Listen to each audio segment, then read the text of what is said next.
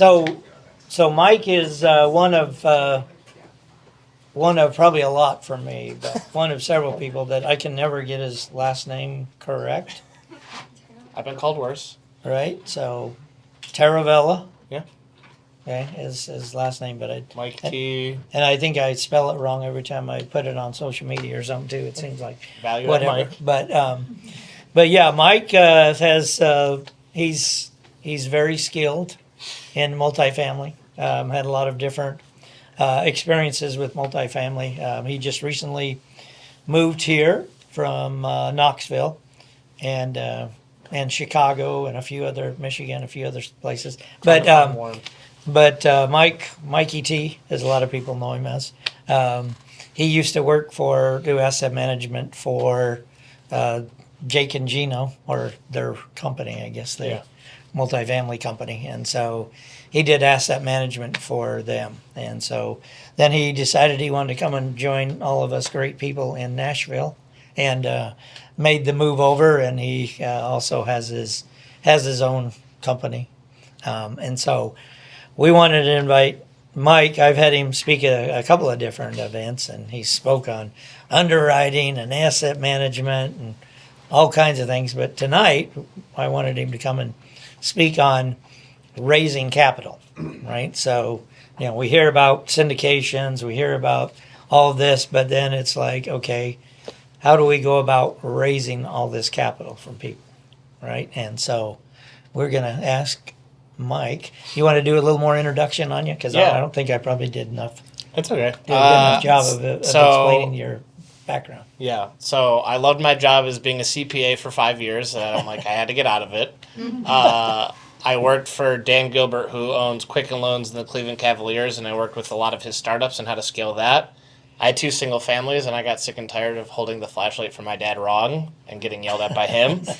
And I was like, I can't, this doesn't, like, if I'm not in front of a spreadsheet, something's wrong. Like, if I have a hammer, the world's ended. I'm sorry, guys. But I just realized, like, this doesn't seem, like, I'd have to wait a year, get my salary, just, like, get enough cash to buy the next deal. And I was like, this is broken.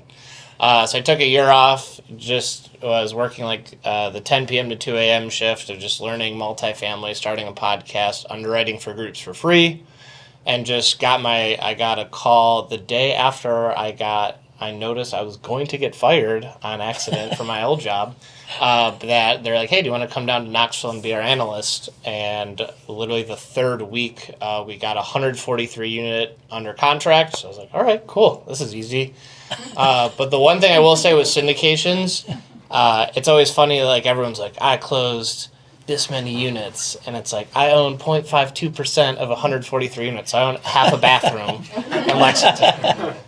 So don't let, like, the big numbers fool you. It's just, like, you own a piece of it, and to Drew's point, like, the syndications are a vehicle. Yes, we jokingly talked about if you were broke and had it, but it's literally, syndication is, like, pooling people's money together to buy something much bigger. So, like, Broadway plays are syndications. A lot of sports teams are getting bought through syndications. So it's just, it's an investing vehicle. So worked for Jake and Gino, had asset managed 1,500 doors and have been a part of 600 units. And I think I'll surpass 70 million assets under management tomorrow, buying 8.4 million in downtown Denver. Yeah. So. Congratulations. Thank you. Yeah. All right. That was part of the me texting Drew. So texting 4 people like, hey, do you not want to pay taxes next year? Yeah. Well, let's get it done. Yeah. So, all right. So let's talk about raising capital. Yeah. I think, like, the biggest thing about raising capital is, like, first things first is, like, when you take on other people's money, they're your boss, no matter what. So anytime an investor calls me, I'm calling them back immediately because I trust them. Like, they've instilled they worked hard for their money, and now I'm like, they're my boss no matter what. So I always lead with value. So if I can help just understand your investing goals, what do you want to do? What is your vision? Like and just really, I take a different route with capital raising is like, I know multifamily so well that like I trust my operations and that's how I do it instead of like, because we all a lot of the syndications, if you look, it's all the same thing of 6 to 8% cash on cash, 15 internal rate of return, which is cash on cash with a speed, like a time component, and then cost seg and preferred returns. So we all offer like a very similar set, but the biggest thing is like you have to trust your team, and then the market, and then the property, and then the financials, and making sure that you can execute on all of those. So like to Drew's point, I'm super picky too, and I stopped counting literally the first month because it's just like you're looking at everything. And I literally, like the first 2 years, I underwrote every single deal, even if it didn't make sense, because I knew I didn't have to wait for like a news report or co-star because I could see what was happening in the market every single time. Plus, for a lot of the people who are like, how do I run a property? Well, I just have only like hundreds of T12s rent rolls, and I could see exactly what's happening. So it pays to be picky.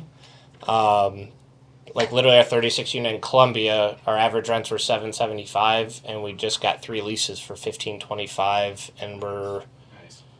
thank you. And we just, I mean, it's because I'm so picky of the market, the sub-market. Like my criteria is like so, like even all my buddies make fun of me. Like, you were the pickiest person. It's like it's okay, but because I know I can, it's in a good place to be and execute as fast as possible. So I go through operations to then lean on that experience to be like, you can trust me with your money. Yeah, and that's just crazy that you got 1,500 in Columbia, right? I mean, people think that, right? Because people think Columbia, very small market. When did you buy that property? July of last year, July of last year, and we doubled rents. and they've moved rent that much in that that. But that's where the time asset frame, management, right? It's Yeah. like, oh, if we got it, like when the property manager's bragging how easy it is to get the rents, that means it's going up $200. If there's a lot of people and a lot of demand, okay, cool. Like if it's easy for you as the asset manager, you create friction. Like it shouldn't be very easy. Like there has to be some tension because it's like I'm trying to get the highest value for my investors, and it's like when I took on investor money, like I'm calling my property manager. Like we had a meeting. We're supposed to have a meeting today, but he had fall break, and then I'll call him on Friday, and then on Monday because he didn't answer on Friday, and so I just take that like I have $1.4 million of money that's not mine, and I'm treating it as if it's my own because I want to be able to pay my investors. And I think a lot of people in the podcast circuit is like, look how easy it is to raise money. You have 100 bosses on a syndication, and you're from California to Michigan, New York, wherever. You have to take that with like a huge responsibility. So if you don't know, call a syndication attorney. The first 30 minutes are free, and there's like 4 or 5 of them. So you get a lot of info. They have podcasts. They're very, like, I just don't want to see anyone fall out of the gate and do the wrong thing, and then you're on the shit list. Yeah, that's a good way to put it. Right? Yeah. So, yeah, so we had Mike speak on underwriting too, right? I had two people up there speaking, right? One of them 10 minutes. 10 minutes, did a little whiteboard, back of the napkin thing, and then Mike breaks out his laptop, and he's got this spreadsheet that had, I don't know, about 20 different... I don't count those either. Yeah, Eye color, blood type. yeah, I mean, it was crazy, right? But, each person does things, a little bit different from that standpoint, but like you say, you're very picky and very thorough on that. So how do you have a list of questions when you're talking to people about when you're raising money? Yeah, And take them on? Do you have a certain spreadsheet like all your other spreadsheets? I'm building out a CRM. It helps us networking at events like these. But the biggest thing, I just get a feel for the person, right? When you call an operator that's like raising money, the last thing that person wants to hear is the last podcast you did of the 40 questions to ask the syndicator and go, yep, next question. And it's just like, it's so dry. And I'm like, I'm putting you in the bucket of like, you're not on my whiteboard. Because it's just like, you listen to a podcast moments before this. And I like to build rapport. It's like a 15-minute conversation. But I want to know your goals, what you're trying to do. Are you buy and hold? Are you flipping? Can you afford it? Like I've had someone ask, is like, I'm flipping this house next Thursday, and it's my last 50 grand, and I'm gonna give it to you, And I was like, absolutely not. Like, because it's just like, I can't, like, that person needs that money to live. And as much as I believe in real estate as a market, you can't take the last bit of money because, like you said, there are no guarantees. You can lose it. And then it got weird at the end of the call. The woman was like asking, like, "Hey, is that person on your team single?" And I was like, "What is happening right now?" So they did not also make it on the whiteboard. So, but generally, what I'm looking for is like a higher net worth individual that, like, doctor. You can't make this up, That's right? hilarious. I heard that one. That one's good. I remember that. I wish I was kidding. Yeah. You know, you just leave that call and you're like, I'm not going to save this number on my phone. But it's just super important to just understand where they're coming from. I like to buy and hold. And one thing that Drew mentioned is like syndicators have to flip because they're solely based off an internal rate of return. And they need to be 15 to 20, which is like, I have to give you that return. And if I don't, I look poorly as a syndicator.